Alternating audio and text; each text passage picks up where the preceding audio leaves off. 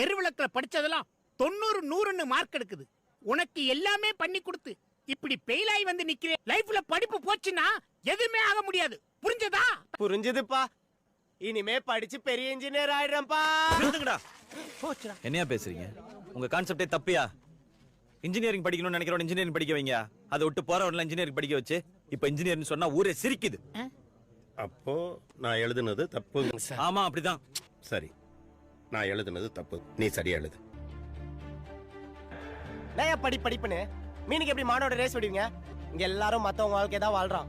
அவன் யாருன்னு தேடி கண்டுபிடிக்காத வரைக்கும், கண்டுபிடிச்சக்கு அப்புறம் தான் என் வாழ்க்கையை வாழ ஆரம்பிக்கிறான். அது வரைக்கும் உங்க எல்லாருக்கும் அவன் உருப்படாதவனா தான் தெரியும். ஆனா அவனுக்கு தெரியும், தேடுறதுல கிடைக்கிற அந்த ஒரு நிமிஷத்துல அவன் வாழ்க்கை மாறிடும். இந்த காலத்து பசங்களை பெத்தவங்க கையை பிடிச்சி தூக்கி விடலாம் தேவையில்ல.